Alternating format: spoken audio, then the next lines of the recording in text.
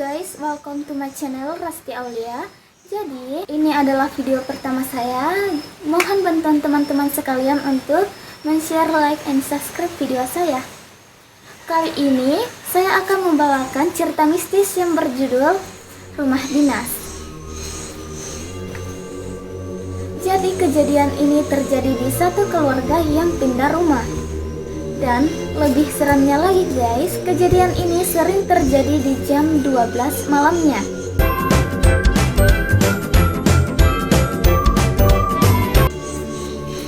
Kejadian ini terjadi di satu keluarga yang terdiri dari ayah, ibu, dan satu anak bayi yang berumur sekitaran 1 tahunan. Ayah ibunya bisa kita panggil sebagai Pak Ahmad dan Ibu Siti. Pak Ahmad ini memiliki pekerjaan sebagai dokter kandungan, dan pada suatu hari Pak Ahmad ini mendapatkan tawaran dari perusahaan minyak di Sumatera Provinsi Riau. Pak Ahmad ini pun menerima tawaran tersebut dikarenakan yang pertama, penghasilannya itu lebih besar dibandingkan penghasilan sebelumnya. Yang kedua, perusahaan ini menyediakan fasilitas rumah dinas untuk para dokter-dokter yang bekerja di sana. Yang ketiga itu juga mereka menyediakan 2 ART sekaligus guys. Setelah menerima tawaran tersebut, otomatis mereka satu keluarga pindahlah ke rumah dinas yang disediakan oleh perusahaan tersebut. Setelah pindah beberapa hari, mereka otomatis merasa senang dikarenakan mendapatkan suasana baru, orang-orang baru, dan lain-lain.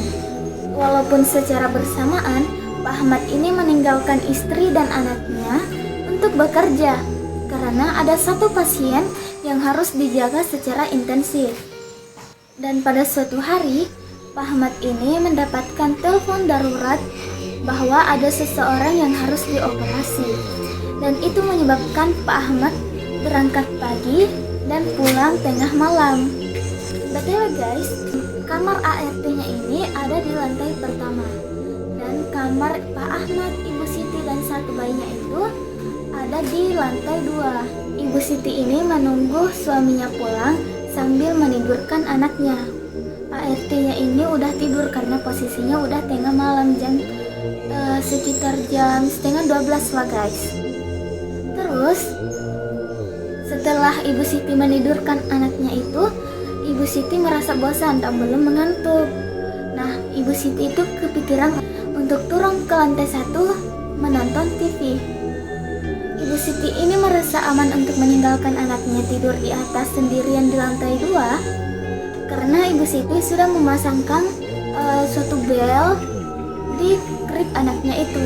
Jadi kalau anaknya itu bergerak sedikit pun, belnya itu akan bunyi. Nah, Ibu Siti ini merasa aman dan turun untuk menonton TV. Setelah 10 menit Ibu Siti nonton TV, tiba-tiba anaknya itu bergerak dan otomatis bel yang terpasang di krip anaknya itu berbunyi. Tapi Ibu Siti ini tidak menghiraukan suara krip itu dan tetap melanjutkan untuk menonton TV. Tidak lama dari itu, tiba-tiba anaknya menangis. Ibu Siti pun bergegas untuk lari ke atas dan menemui anaknya. Pas Ibu Siti naik, yang bikin kagetnya itu ternyata anaknya itu udah nggak ada di tempat tidurnya. Dan lebih seramnya lagi, tiba-tiba anaknya itu nangis, tapi suaranya itu berasal dari kamar sebelah yang dijadikan playground anaknya. Ibu Siti itu pun sontak berlari ke kamar sebelah. Waktu Ibu Siti membuka pintu itu, ternyata lampu kamar itu udah mati guys. Waktu Ibu Siti menyalakan lampu itu, dia melihat anaknya posisinya itu udah di tengah kamar itu sambil ketawa sendirian. Yang tadinya itu nangis kejer, tiba-tiba langsung ketawa. Setelah kejadian itu, Ibu Siti cepat-cepat untuk menelpon sang suami itu. Setelah Pak Ahmad sampai ke rumahnya, Ibu Siti pun menceritakan kejadian itu ke suaminya. Setelah kejadian itu, Pak Ahmad pun memasang CCTV di setiap sudut rumahnya. Jadi kalau ada kejadian-kejadian aneh di rumahnya bisa dilihat dari CCTV. Beberapa hari terakhir setelah kejadian itu, Pak Ahmad ini sering sibuk dengan pekerjaannya. Dan setelah Pak Ahmad ini mendapatkan libur, otomatis mereka membawa keluarganya untuk berliburan.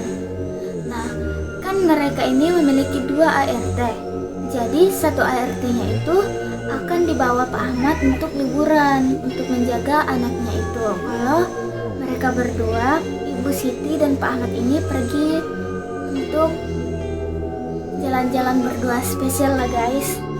Terus satu ART-nya itu tinggal di rumah untuk jaga rumah. Setelah 2 hari mereka pergi liburan, mereka pun pulang.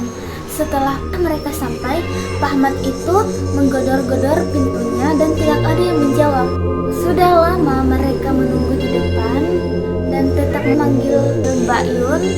Betul guys, ART-nya itu yang tinggal di rumah bisa kita panggil Mbak Yun, dan yang ikuti Pak Ahmad itu bisa kita panggil Ibu Ros. Nah, setelah lama dia pun mengambil kunci cadangan dan membuka pintu itu. Setelah masuk, yang bikin kagetnya sudah banyak darah yang berceceran di rumah itu, dan ada pisau di ruang tamu itu, dan di sampingnya itu ada surat. Ibu Ros ini sontak langsung berteriak dan lari ke kamar yang biasa dia tiduri bersama Bu Yun itu. Waktu dia masuk ke situ, dia berteriak karena banyak darah yang berceceran di kasurnya itu. Pak Ahmad ini pergi ke dapur dan melihat dapurnya itu sudah banyak darah. Otomatis Pak Ahmad ini langsung mengambil lap dan bercepat pergi membersihkan darah itu. Ibu Siti ini di luar di ruang tamu membaca surat yang ada di dekat pisau itu.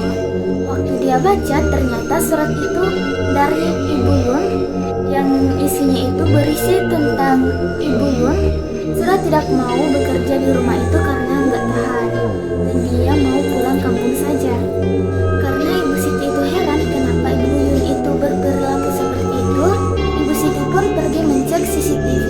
Karena setelah kejadian hari itu, waktu anaknya itu tiba-tiba ke kamar sebelah, kan Pak Ahmad sudah masang CCTV di setiap sudut rumah. Nah, Ibu Siti ini pun pergi memeriksa CCTV itu. Setelah diperiksa, di hari pertama mereka meninggalkan Mbak Yun itu, di hari pertama itu tidak ada apa-apa, aman-aman saja guys. Setelah dicek beberapa waktu dipercepat hingga di jam 12 malamnya itu, Ibu Yun ini keluar dari kamarnya, dan waktu Ibu Yun itu duduk, ini rekaman CCTV ya guys. Rekaman CCTV itu menggambarkan kalau Ibu Yun itu lagi keluar di jam 12 malamnya, keluar kamar. Dia itu lagi berjalan menuju ke dapur.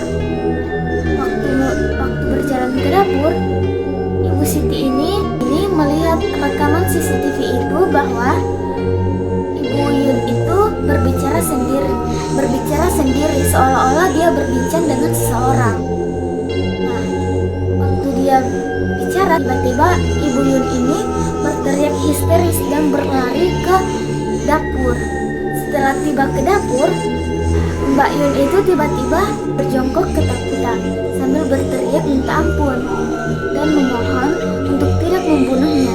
Waktu Ibu Yun ini berteriak dan meminta tolong, Ibu Yun juga mengambil pisau di sampingnya dan mengarahkan ke depan.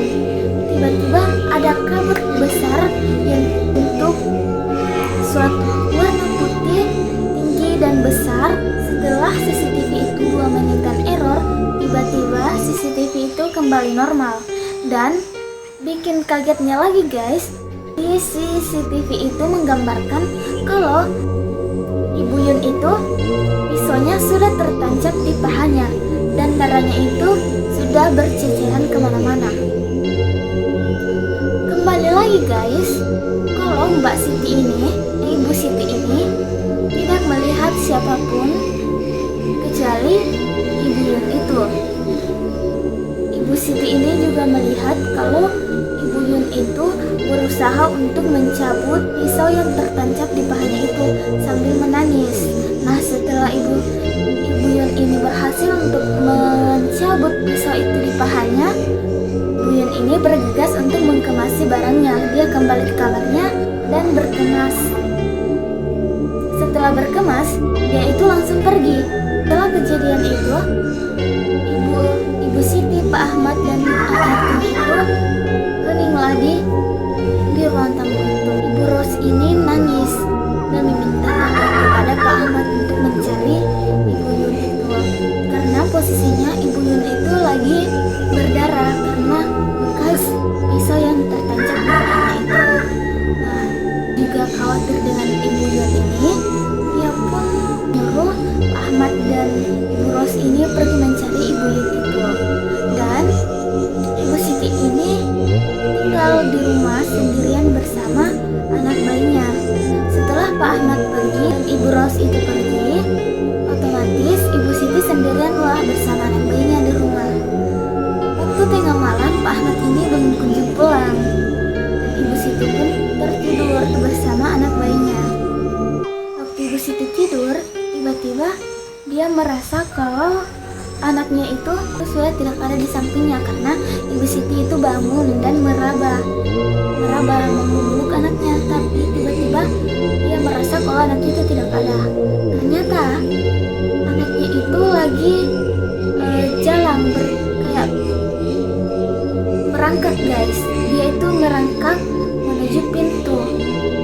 Tiba-tiba Ibu Siti ini melihat kalau di pintunya itu ada sosok kuntilanak yang berdiri dan berusaha untuk memeluk anaknya itu. Dan otomatis Ibu Siti yang melihat kejadian itu terdiam dan tidak bisa bergerak. Dia menangis dan pingsan. Setelah kejadian itu, Pak Ahmad dan Ibu Ros ini sudah kembali dan berusaha membangunkan Ibu Siti yang sudah pingsan. Setelah kejadian itu, Ibu Siti pun menceritakannya ke Pak Ahmad. Dan mereka pun pindah ke rumah baru yang dekat dengan perusahaan itu. Jadi itu saja yang bisa saya ceritakan dulu guys. Wassalamualaikum warahmatullahi wabarakatuh.